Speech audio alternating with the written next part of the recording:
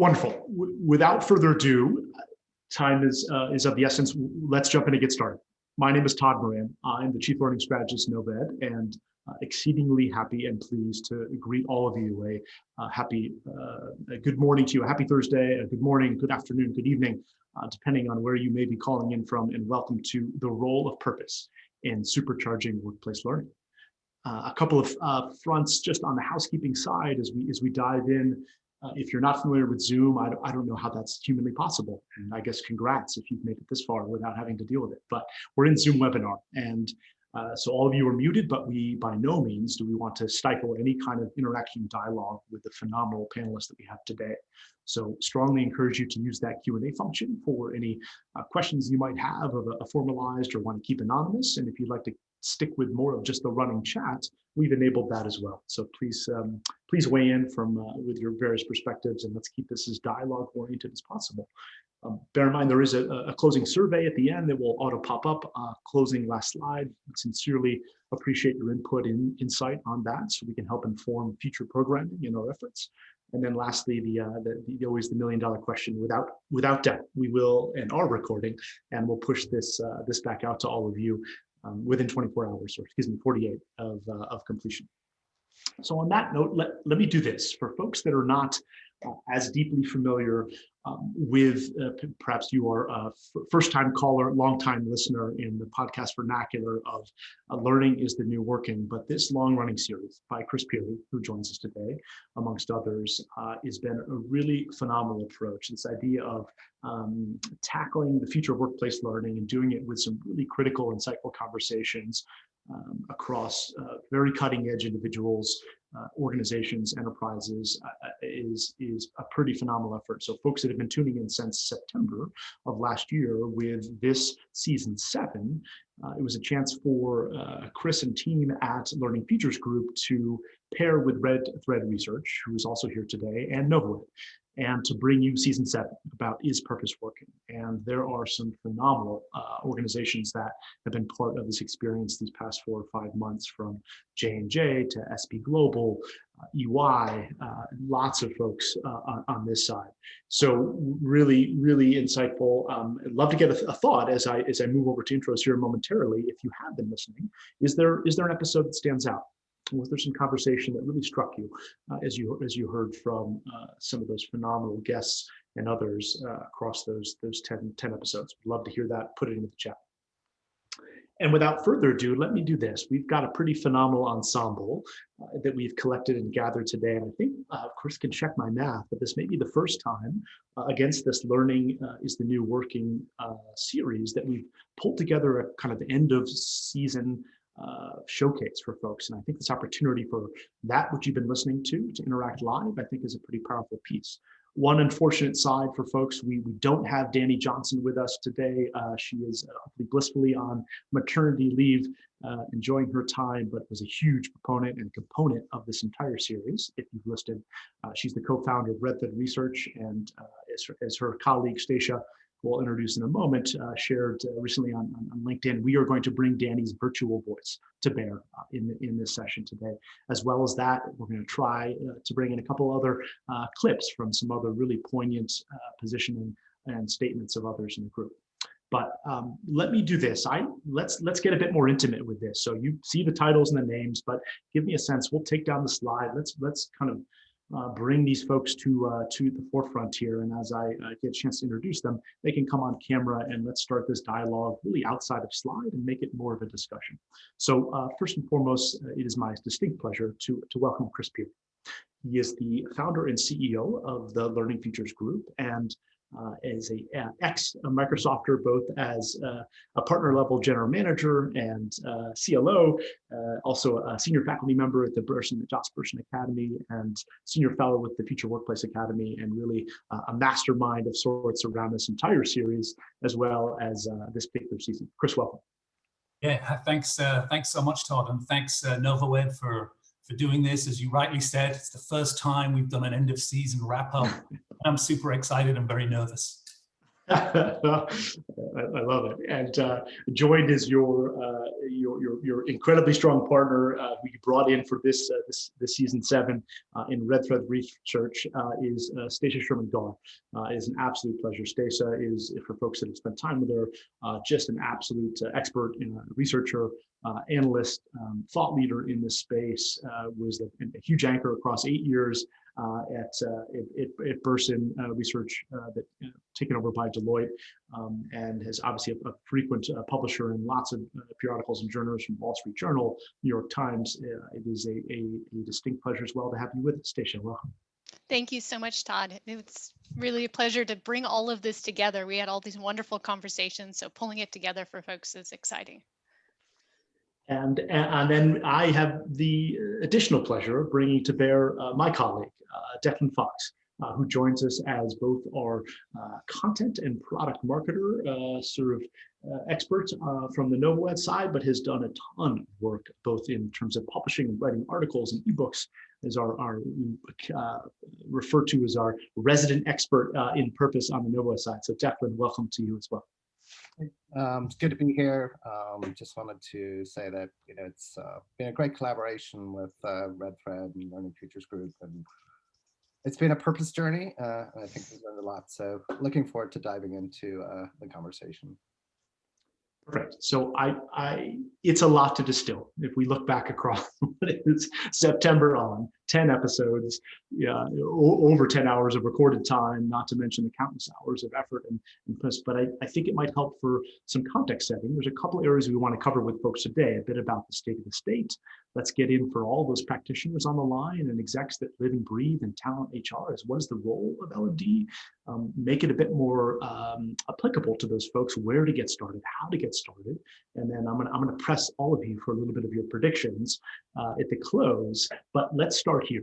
When you think about the origin story of this and why even make the pursuit of this series and the research that the underpinning of that, Stacia, can I throw this your way? Help us a little bit. Why the effort? Why the focus? And what are some pieces that came out from you? Yeah. So the origin story of the whole project, if you will, is actually comes back to a conversation or a meeting in person when we did that in Washington, D.C., September 2019. And my team and I were brainstorming, what are we going to do next year? What's the research agenda going to be? And one of our teammates came and she said, I really think we should do some research on purpose. And Danny and I looked at her and we're like, really? Like, it seems a little, like that's a little outside of kind of wherever, what our thinking is.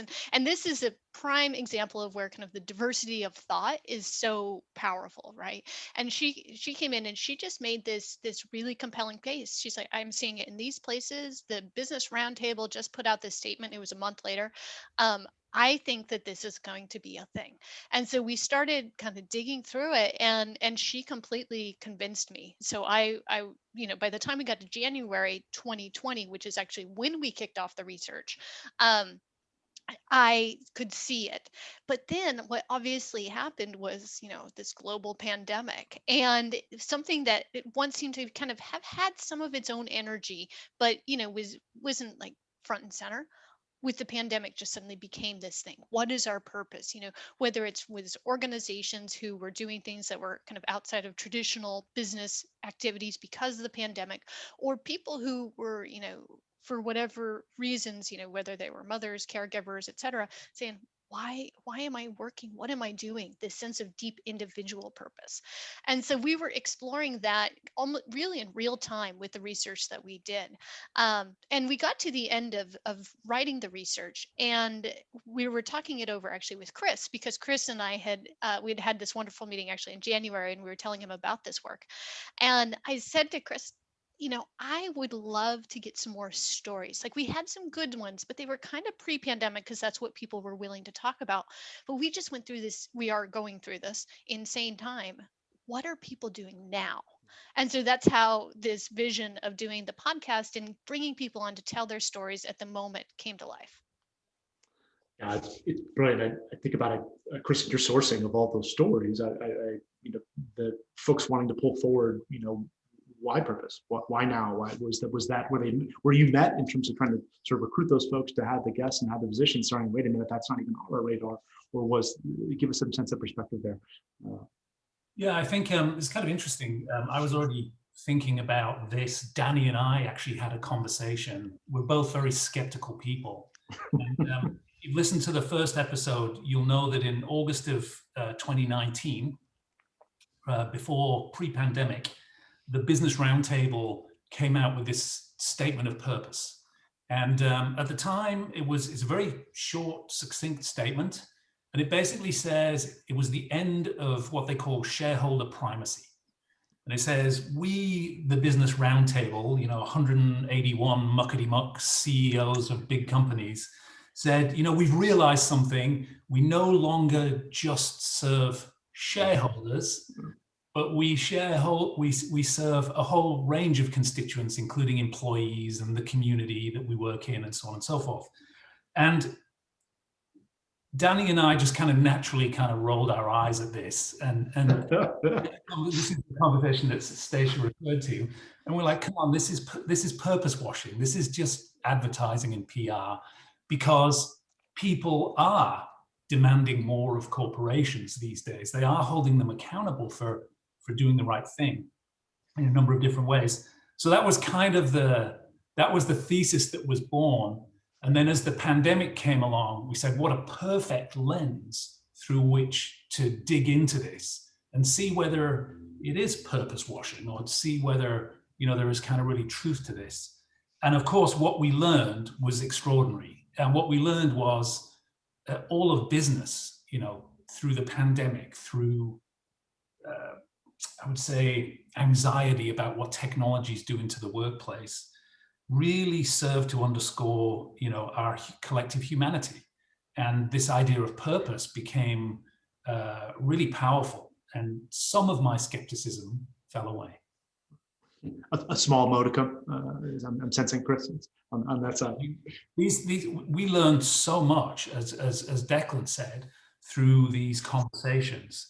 And it started for me by recognizing two things, the two preconceptions that I had. One was that purpose was all about just doing good in the world, altruism, and it's not. It's more sophisticated than that. And then, secondly, how you can think of purpose as motivation. The Aaron Hurst episode that we had was, he's an expert on this topic. He's been thinking about it all his professional life. And, he was great. He said, this is about humanity, and it's about what motivates people. And, it turns out that what motivates people once they have enough to eat and a warm roof over their head and a good internet connection is serving a purpose, serving a higher purpose. So yeah, I learned a lot, and I'm definitely less skeptical about the concept.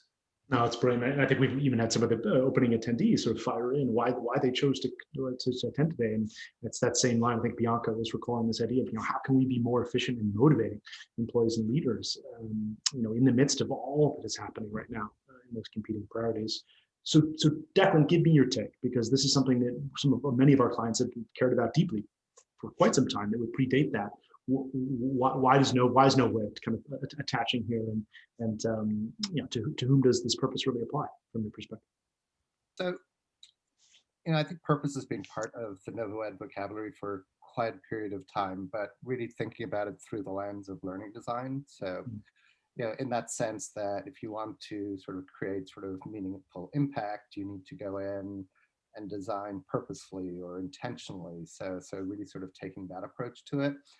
Now, my moment for the 2019 Business Roundtable statement was actually in the middle of an academic project I was working on at the time, sort of around the ethics of a lot of those hidden workforces in Silicon Valley, like the folks who, like your Amazon drivers or Uber drivers, the people moderating. And so there seemed to be sort of a disjoint between the top line sort of vision for these companies and what was actually going on. So I think my reaction at the time was kind of that emoji shrug, kind of, yes, so what, and so really trying to figure out, well, if these guys, and they pretty much were all guys, are serious about it, how are they going to operationalize this? So I think that was sort of the initial context, and then sort of fast forward to the spring, and sort of it popped up again, sort of, I think sort of in the context of the pandemic, but also I think in the wake of George Floyd. So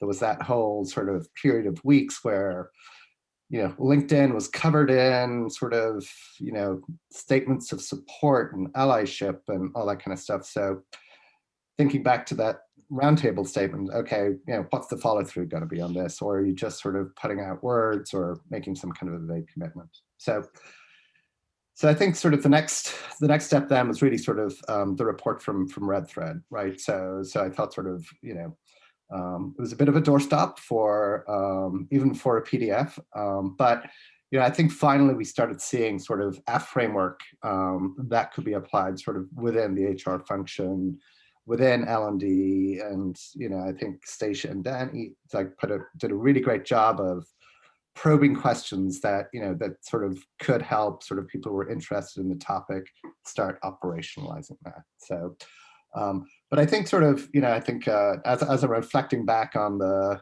5 or 6 months we've been working together now, we've gone beyond that report to hear from the voices, from the stories, from all these folks, and really sort of how they align their purpose with what their organizations are doing. So I think there's just that sort of human storytelling element that comes through that sort of maybe is a little bit more concrete and tangible, and especially the way it just rolled out. Sort of every 2 weeks you get sort of a new episode, new idea, new concept, sort of really sort of leading up to, I think, sort of the last episode where we talked to the folks from EY about sort of how this idea of purpose plus vision plus long-term value was really sort of this power equation. So I think it all sort of just stacks up. I'm not going to make predictions about where purpose goes like today, but I'm going to force you to at the end. That's part of it. But I think I think sort of it feels real, it feels tangible. There are tools out there now in a way that a year ago there weren't. So yeah. So help us. Let's stay on this for thread, because I think it's important for a minute on this sort of the state of the state. And we had a wonderful comment from Patricia talking about the absolute criticality of connecting purpose to heart-driven motivation. It's essential on the change piece of that. And I think that gets into this idea of why is purpose a good thing for your organization? Like if we can get past the skepticism, Chris, and we can get to the point, like, then why is it really good? And maybe I can start with you and go to Stacia on that one. I missed that. Was that for me? Yeah, that was Chris. If you be so kind, why is this so? From the talking about the alignment side of it, why is that a good thing for your organization, for these organizations? Well, we talked to a whole range of people who were at different companies that were at different stages of sort of purpose focus or purpose alignment. The one thing that Stacia taught us from her history class at university was it's actually not a new thing at all. And in fact, I did some research, and the shareholder primacy focus really was established in the 70s, and it's was a relatively new idea. And there are companies that are 100, even 150 years old that were formed with purpose. And so, for example, Johnson & Johnson, I think 130 years old, was set up as a purpose-driven company. It's extraordinary what we learned in terms of how they get alignment and focus based on that purpose origin. And then we spoke to Rachel Fichter at S&P Global, who were one of the companies who were very out front around the business roundtable announcement, and they were relatively new on their journey, and so we had a great conversation with her. But I think one thing that's super clear is that if you have clarity of purpose, if you know why you do what you do, then a couple of things become easier. One is making strategic decisions, right? You've got a North Star. The second thing is building a really powerful culture. And I think we're going to talk about the role of L&D and stuff like that. But Jeff Orlando from Medtronic, had this wonderful notion of, he sort of talked about their purpose as being like the American Constitution. It's like, it's where we go. Sacred piece of paper. And that's written on sacred paper, right? It's a great quote. And so I think clarity, I think alignment, and then obviously employee motivation and engagement is what got me very excited and thinking about, why L&D is so important in all this. Yeah, and then I would add on to that, Chris, you just had a slight stumble where you said customer when you meant employee, but customer is a key part of this as well, right? We know that from the research that 67% of consumers are more likely to forgive a mistake made by a purpose-driven organization. So if there's a sense that the organization is trying to do the right thing and they've stumbled, then people are much more likely to forgive it. You also mentioned, Todd, I think the social justice movements, and we know that organizations that took a stand when it comes to the racial injustice this past summer, and this is from Edelman Trust Barometer, excuse me, that those organizations were 4.5 times more likely to have inspire trust from potential consumers. So in addition to all the things that Chris mentioned, I think that there are some very clear, tangible customer-related benefits that come from this. But I think the other point, and this kind of goes at the higher level order that Chris was mentioning, is that I think this is a concept for our time with having been through this terrible pandemic and really rethinking of so many aspects of our lives. I think this is a question top of mind for many people. What is my purpose and why am I doing the work that I'm doing? And one of the most powerful elements that we learned about in this podcast was this concept of, I think the EY folks called it nested purpose. So this idea of connecting your own purpose to your team's purpose, which is then connected to your broader organizational purpose. I think that Johnson & Johnson also talked about this a bit when talking about career pathing and career journeys. But I think this idea of why we work together, why are we spending this time doing these things? I think that is a question for our time. And if the organization itself cannot answer it and doesn't have clarity on it, it's very difficult for people, even if they know their own purpose, to make that connection within the nest, if you will. And so I think the organizations that are better able to answer that, particularly as we look to 6 or 9 months down the road, are going to be those who are going to, certainly reap the talent benefits, but I think also just the broader benefits of purpose. Yeah, I think there's something so powerful, Stacia, about that tying that line. I know we've got some EY folks on the line with us today, but that nested purpose, and we've had some other clients, Declan, right, that operated in that concentric circles from purpose is an individual, and then cascading to the team, the manager, the broader set of the organization, and then the ecosystem, which again includes partners, all those pieces. And that, I think there was a wonderful piece from David in the chat about sort of this idea of making building a better working world. And I know that might sound highfalutin, but there is absolute truth to that, and people are drawn to it. I think that's important. Yeah, that's actually EY's tagline, that building a better working world. Yeah. But I think there's also a good comment in here about the rise of ESG metrics. And I think that we are going, we've seen already a shift in terms of the SEC requirements on human capital metrics that went into place last November, and now companies are starting to grapple with that in their 10Ks.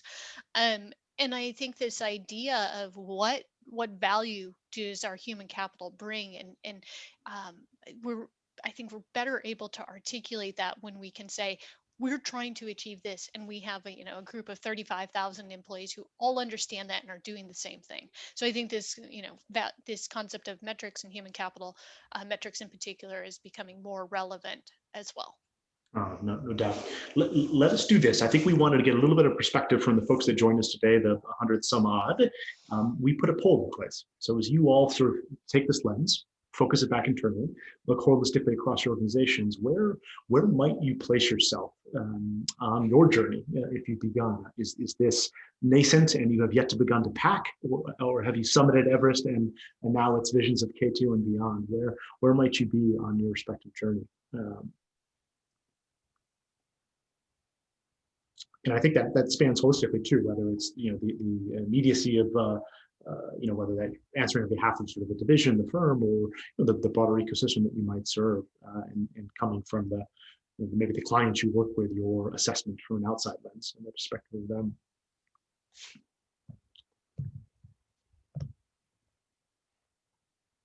We'll give folks just another few seconds here to fire in some responses, and then we maybe publish that out to get a sense of how do we feel collectively about our self-assessment. I hope everyone's being honest on a Thursday. That's my hope in this piece. I would hope on a purpose webinar. I mean,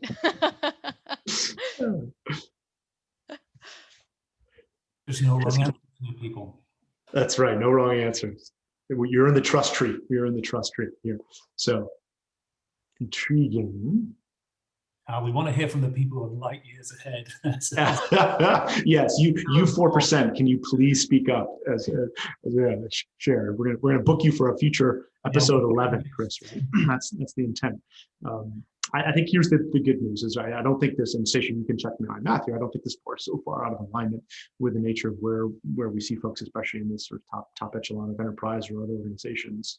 And then maybe in a more immediate sense, there's some things we're going to talk about where do you get started in sort of the back half of our time together. So let us do this. I want to transition a little bit more into how you all perceive the nature of, for all those folks who are coming from talent, HR, learning, or even the business side, what is their role? What's that role of L&D? And I think a wonderful way to intro this would be to hear Stacia from Danny, because I think she had a really insightful statement about what it means in her perspective to basically be in the role of L&D and be tackling this piece. So let's have a listen, and then I'm going to come to you on the backside of this, Stacia. And this is another place where I think learning and development is playing a pretty big role. It used to be about the courses you create and the courses that you get out there, but now we're seeing learning departments actually extend their reach and their stewardship, for lack of a better word, to help those individuals also determine what their path is. What do I want to do? What really means the most to me? A couple of the tech tools that we've talked to, tech vendors that we've talked to, are also emphasizing things like, what gets you up in the morning. It's not just about the money and where you can go and how high you can climb, but what gets you up in the morning, what energizes you, what do you want to make sure you have before you leave? These types of questions that really speak to that personal purpose, not necessarily just to the organizational purpose. That's pretty insightful in the sense of this stewardship, this vessel. Is L&D kind of carrying that in the same way they can be sort of the carriers of culture across an organization. So, Stacia, I know you've thought a lot about this and a bit of a framework in place. What do you see as being the role of L&D? And how does a team, start to enable purpose? yeah. So the way I think about L&D's role really comes down to 3 areas that they primarily influence. One is around individuals' understanding of their own purpose. So we've heard from a number of organizations that their courses on what's my purpose and understanding that is really powerful. The EY folks also mentioned that, as did J&J. So this individual understanding is one part of the stool. The second part is individuals' connection to their teams and their organization's purpose. So helping people say, given what here's how you would connect that into the work that your immediate team is doing. And I think that's really important because this concept of kind of group and community, particularly now, is so important. And the connection to the broader organization can feel a little bit abstract, but if you're able to help drive people's connection to their team via purpose, I think that feels much more actionable, and that's something that learning can very clearly help do.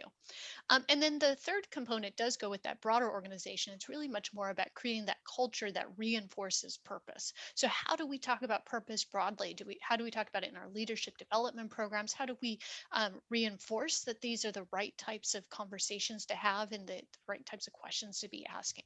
So three levels: individual on their own, individual's connection to team, and then the broader culture. That's the way that I think about it. Definitely. Can I come to you on this as a follow-up there? The nature, because we've heard a lot through the series, whether it was J&J or EY, IDEO, how should the leaders, be sort of wrapping their heads around this nature of purpose from your sense? Well, I think I love this quote from Danny, and sort of both like 2 aspects to it. One is this idea of the L&D function being stewards of the purpose. Like, I think that's sort of a powerful concept. It's not just a training role or sort of publishing role. It's really sort of, there's this stewardship role. And I think the other sort of powerful part of that as well was really sort of dialing in on this sort of the idea of helping individuals find their path, right? Because I think in the environment that we're in right now, where we are not in offices, I think sort of getting that alignment between sort of our personal path and our team paths and our organizational paths is so very, very important. So I think then in terms of like, as we think about sort of, creating that alignment, it really needs to happen at all levels of the organization. Like, it needs to hit all populations, from the C-suite to the front lines. So anything sort of L&D does around purpose needs to hit everybody, right? So if you're actually going to make a purpose vision happen, it has to happen at scale if you're serious about sort of driving that change throughout the organization. No longer for a select few in terms of maybe legacy lens. And so I think, one of the implications is that, you're really sort of thinking about personalization in a wholly different way. Like, you're talking about personalization at that level of the person, right? So you're treating them as a human with an identity, with a voice, so you want to get that sort of alignment that within the system of change, like I think as Suzanne Gibbs Howard said, a few weeks back. Now, there's one example sort of I wanted to just throw in here, and that's from Cemex, which is a company that we work with. And so last summer we did a case study and a webinar, with the head of their leadership development program, Claudia Della Torre Foglia, who's really been sort of a great purpose teacher for me, like really sort of walking me through sort of the mechanics of how you do this. And so they adopted a purpose in the last decade, right? They shifted to this purpose model. But, one of the challenges they faced was, well, how do you push this through the organization, right? So one of the tactics they took on that was sort of targeting those first-time managers as they're in sort of these transitional moments, right? So it's moving to that new role. And ultimately sort of, pushing that change to the front lines, right? So, and, as we mentioned earlier, like, they have this model in place, right? So it's hitting at the right time, but also they sort of have this, like, their model is 4 parts, but, starts out with, this investigation of the individual purpose, and then purpose within the team, how to connect to the organization, and then ultimately, how do you sort of connect to that wider ecosystem, right? Your suppliers, the environment, like, so it's creating those progressive connections, but ultimately it's about sort of, it starts with the person, and then the manager can help their reports discover their purpose. So it has this cascading effect that, while it may start with L&D, has sort of this self-perpetuating sort of effect once it starts getting out into the organization. I love the idea of that sort of the progressive linkage, but start within, start there. It was, I thought, a wonderful comment, Stephen. Thank you for in the chat. You talk about channeling a bit of your John Cotter, first break all the rules. Gaining buy-in and building a guiding coalition is one of the biggest challenges. So Chris, can I ask this of you, for folks that are a bit daunted by it on the L&D side about how do they attach to it? Maybe are they looking at it in the wrong way? Have they maybe already begun in this? Yeah, I mean, I think one thing that became very apparent to me through these conversations, and I was thinking about the whole conversation through the lens of the future of L&D. The thing that became obvious to me is L&D teams are already playing in this space, whether they know it or not. They are a massive engine for perpetuating the culture of an organization. And if the culture of the organization is about doing required training and hitting your compliance metrics, which we know we all have to do, that's one thing. But if you think about your culture as helping people understand why the organization does what it does and how their personal purpose and goals can fit into that, that's a much higher order of work. And I think the opportunity to lean in and help with this whole purpose journey for L&D teams is absolutely massive. And there's a couple of things that I want to talk to. To me, at the end of the day, purpose is very, very much about culture. Why do we do what we do? And what do we consider success? At the very beginning, when we talked to Aaron Hurst, he said that he'd wished he'd called his book, which is called The Purpose Economy. He said he wished he'd called his book The Attention Economy, because it's really, for leaders and managers and business leaders, it's really about how do you galvanize people? How do you get people's attention on the things that matter to you as an organization? And so attention is a word that kind of sets off alarm bells for me, because that's the business we're in learning. We're getting people's attention. You need to pay attention if you want to learn. And so good L&D teams, are really all over that. So I think there is a natural alignment there between getting people's attention and then setting them free to explore and collaborate with across their teams to figure out what their personal purpose is and how that fits into the bigger journey of the organization. The very, very tangible, practical things that you can do as a learning leader to make this happen. And we heard several examples as we went through the conversations. It was pretty exciting.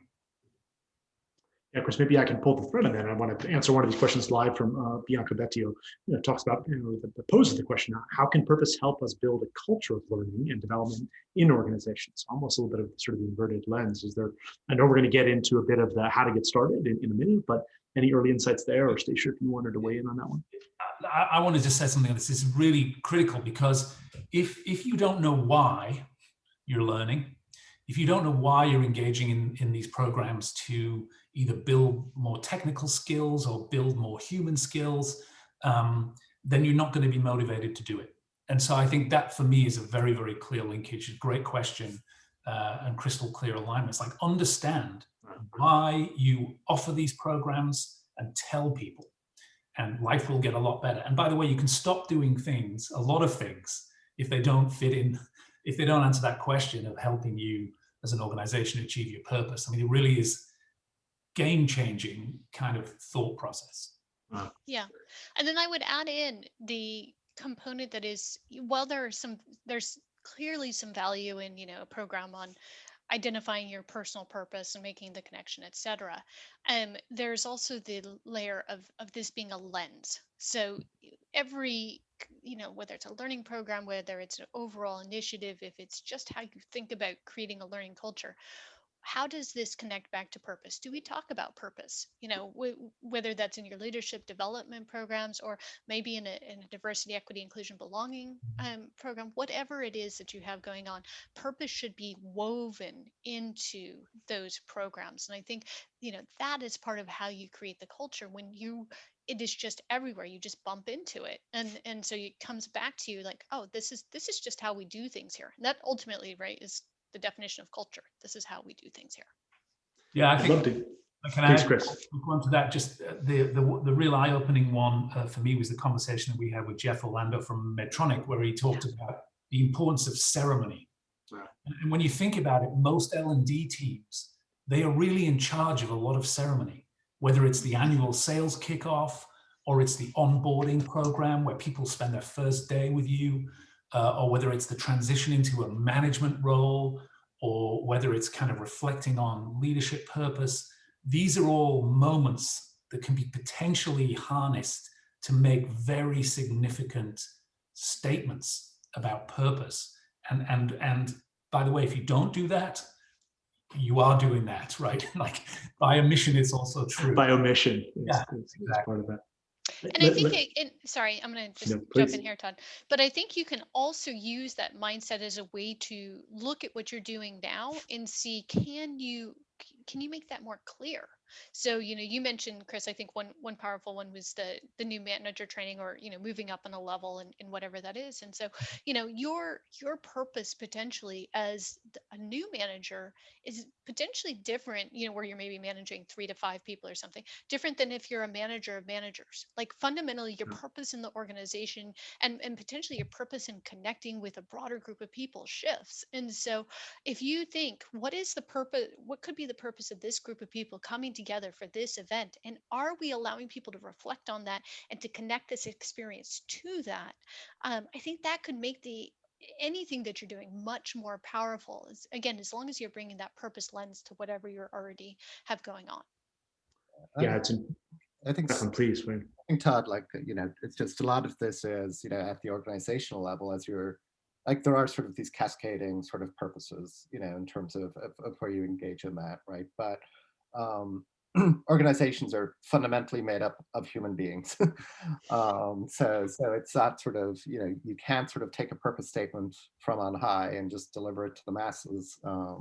Like it is about sort of building those like conversations, getting the feedback, like hearing those voices, like, and it's more than just sort of making sure people are heard. It's about sort of integrating voices so that, you are getting that sort of resonance when sort of you're getting that alignment, right? And I think that's kind of, I think part of the power of the concept is that, there is sort of a, ideally you get to some kind of a, there's a kickoff point to it, but, there's a self-sustaining aspect to it. So when people are clear on their purpose, it's easier for them to apply that to their work, apply that to like people that they work with, apply it to their organization and their teams. Yeah, Declan. Oh, sorry. Can I just go, Declan? That builds on a point that I think was actually one of the biggest learnings for me between the research to the podcast. So when we were writing the research, I did it with Karina Freitag, who's actually now coincidentally at EY, and how we made the connection for that podcast. And I remember talking to her towards the end, and I said, do we think that purpose is driven from the top, or that can it come from the bottom? And at the time, this was towards the end of the research project, she said, I don't think you can do it unless it comes from the top. And I was fascinated by that, that perspective, because I'm generally kind of a top down and bottom up type of person. But I think there's something to be said there. So I know we got a question, and I'm just going to grab this one real quick, Todd, around purpose versus mission was one of the questions we got in there.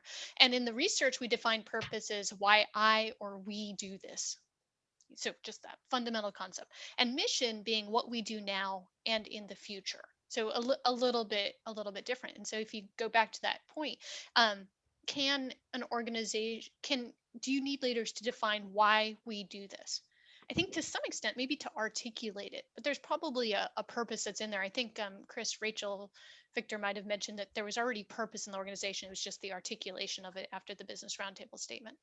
And so what I think that was so interesting, though, is it's nice to have the articulation. This is my learning after all these podcasts and the research. It's nice to have the articulation, but purpose can exist in pockets. I think Aaron Hurst said that purpose can exist in pockets, in products, and different areas. And so there's an opportunity and a role for anyone to potentially build on it, even if it's at just your team level. But it's nice to also have the leadership from the top. But that thinking for me was radically different than where we started at the beginning of the research. I think of it as a little bit different. It's not an either or, but I've been desperate for a way to find a way in to disagree with Stacia on something. But I loved, like, again, the EY guys talked about this golden thread, not a red thread, a golden thread. Yeah. And I think of purpose as the glue that holds a collection of people together. And I think you can have, I did some separate work we didn't cover in this particular podcast series with the International Red Cross. And they bring 11 million people as volunteers together. And they basically do it by teaching, like by teaching them how to do very important work that's needed in sort of crises. And so I think of purpose as this glue that binds people together. Leaders can definitely have an outsized role in in providing that story, that glue, but everybody has to buy in and everybody contributes. And I think that's what was really interesting to me. It's definitely not something that you outsource to your leadership. I think also Dan Pontefract, who's done a lot of writing on the topic, sort of talked about, again, this nested purpose idea, but he said, one of the most important things that HR can do is help people get that alignment right between their role, themselves, and their organization. But I love this idea of the glue that binds people together. It's very powerful when you start thinking about constituents that are outside of the organization. And we're starting to see examples of learning teams, L&D teams, EY was one of them, that are using learning to engage stakeholders that actually exist outside of the employee base. And I think that's very much a part of the future. Yeah, maybe this is a perfect, I think we've got this. We can play the Clint Coffer's clip from who heads up the Global Institute for Human Performance at J&J, and talking about bringing out the role of L&D, bringing out the best in all of us. So let's hear this. Then I'm gonna put a question, a great one that came in the Q&A, back to the group. Yeah, no, it is, and I think that's probably part of the goal of any learning professional, really, is to take what are the unique assets and capabilities that come with an organization, and harnessing all of that to really bring to life the best of that organization. Certainly very fortunate that purpose has those deep roots at Johnson & Johnson. So let me ask this, because this is a little challenging. So one of this came in a bit anonymously, which I will not divulge who here, but how do you address leaders that think individually they are purpose-driven? I don't know if who wants to take a stab at that one? Stacia, maybe to start. Well, I guess the question is inherent in the question is they think they are purpose-driven, but they're not really, or That's how I'm reading it. Hopefully I got that right, anonymous submitter. Yeah, so I mean, I think that's a good start, right? Whether they're actually making it happen or not, that vision of being purpose-driven is a good start for folks. And the question is, how do you, one, create some scaffolding and some learning for them to understand what that means for them, and then to translate that for their team, right? And so I think that the clarity around what is purpose, how can purpose influence your vision of yourself and your future and what you're trying to contribute, and then taking kind of that learning process and enabling those leaders to do that with their own teams, and then having that as part of your all that nested purpose, your overall vision for how this team's going to work together, I think can be incredibly powerful. It is obviously possible that leader from this anonymous person isn't there yet, but I think a lot of people have good intentions, and it's just understanding the details of how to get there. Yeah, can I maybe pose one more, and then I think I might move us to our sort of penultimate subject, just to keep on pace with the lovely dialogue, and please keep the Q&A and coming for folks on the line here. Mark Cullen had a great point about this idea around burnout being a pretty hot issue right now, and I think he wants to get the perspective of the panelists about burnout and purpose, and how should people thinking about this, and what are your reflections? Declan, Chris, do you want to take one of that to start? Okay, I'll go. So I think, burnout's I think fundamentally within purpose, there are sort of these concepts of, well-being, the holistic person. So I think that is, part and parcel of that. So in terms of, burnout that's happening, right? We're seeing sort of we're in an environment of context collapse, right? So we're working in our kitchens, there's distractions. So I think sort of within organizations, as they're thinking about purpose, it's how are you sort of accommodating those real humans in real human situations, so you don't have them in offices, you can't feed them and feed them or everything that you're doing in the office. So you need to sort of move towards something that's less about sort of work-life balance and more about work-life integration. Helpful. Chris, any thoughts there? I might move us into, I thought was a really sort of compelling quote from Aaron Hurst that talks about how do we put this into action? Like where do we start? How do we get started? So maybe let's go ahead and play that. If we could, let's play this piece. And I thought he's the sort of CEO and founder of Imperative. This was episode 2, so kind of early on in the days, but talking about this idea of creating the environment and how important it is as a starting point to generate that. Let's have a listen, and then we'll come back on the other side. Our managers, our people lack basic human skills, basic communication skills, basic emotional skills, and all this talk of purpose, et cetera, doesn't really have the impact that's needed unless people are able to show up as human beings and to not be in a state of constant fear. They need to be able to move into a state of hope, a state of what's possible, and that one of the key things we need to do as talent leaders is to create that kind of environment.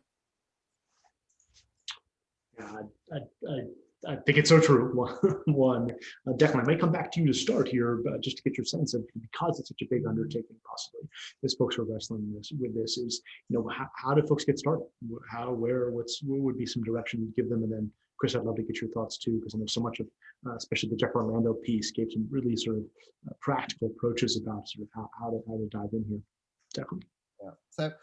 I think the headline of this is that you don't teach human skills the same way as you teach hard skills or technical skills. So really what you're thinking about with this is, how do we relate, we call them human skills, we call them soft skills, we call them power skills, we call them, but whatever they're called, right? It is about how we connect with each other as humans, as whole people.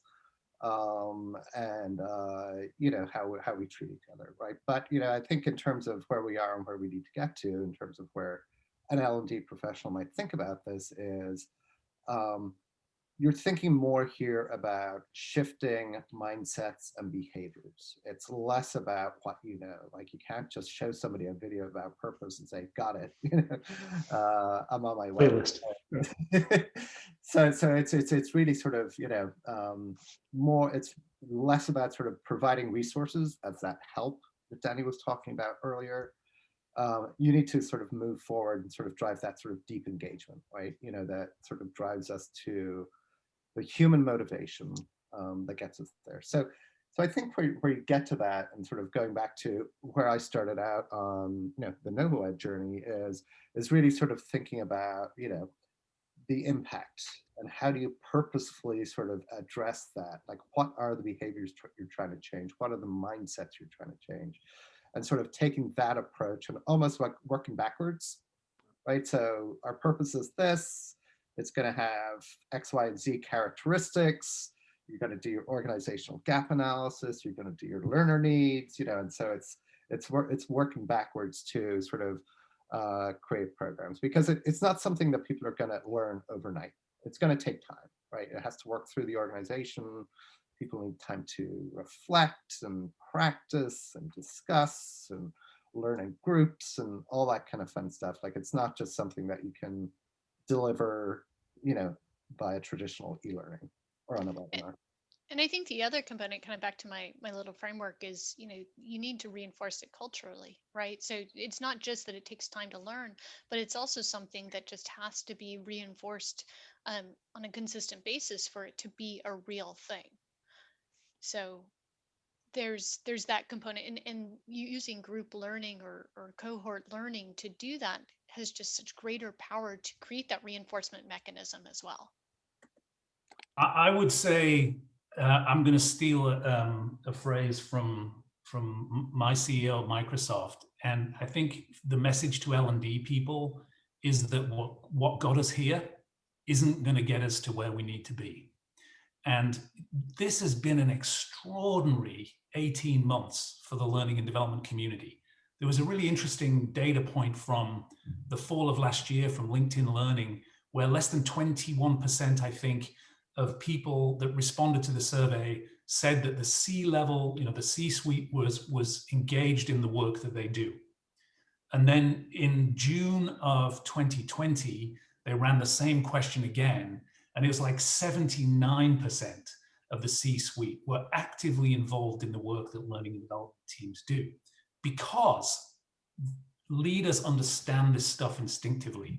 They know they need better, stronger glue to keep their organization together when it's distributed and can only connect electronically through these kind of events.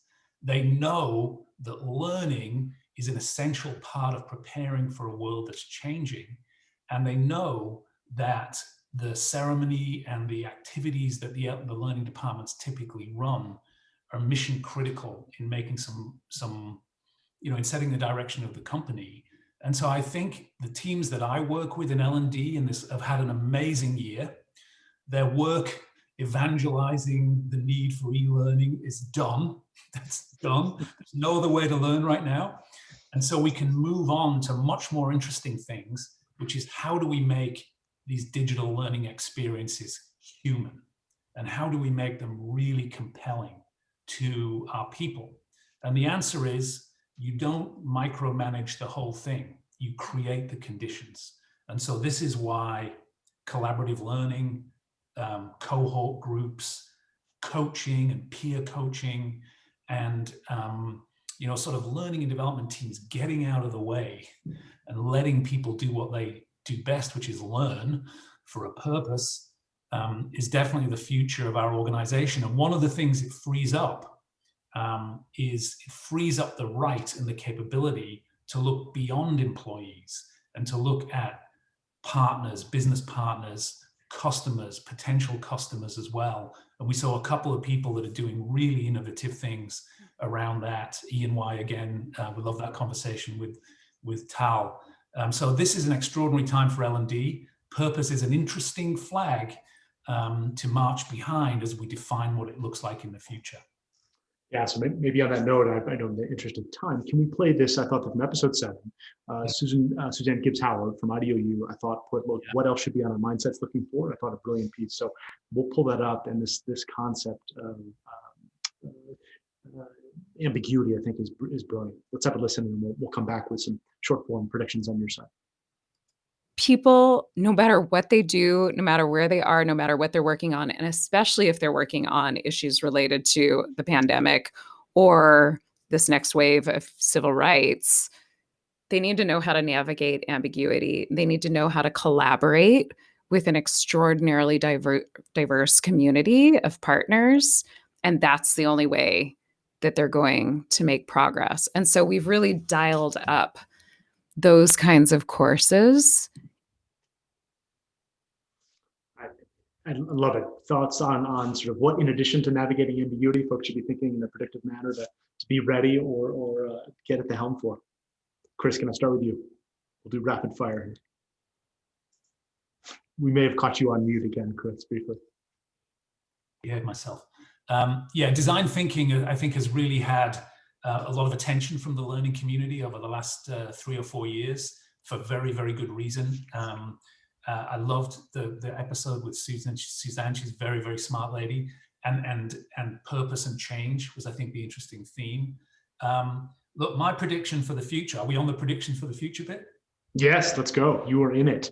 I mean, I think that progressive L&D teams are going to go forward with a whole renewed sense of confidence after what's happened over the last 2 years. I think one interesting development that I'm looking at is how learning can be used to engage customers and other stakeholders, because it's a powerful way to connect human to human, organization to organization. And so I see L&D teams sort of really moving into the front of customer conversations, as well as helping build a better working world. Right, brilliant. Stacia, you're Nostradamus for a bit. What say you? I think, to your original question, what other skills? I think empathy is one that we are just going to continue to see, in the empathy for other people's purpose and what they need, really. But in terms of kind of what's coming next, the big question I have is, is purpose going to stick as we come out of the pandemic? And my prediction is yes.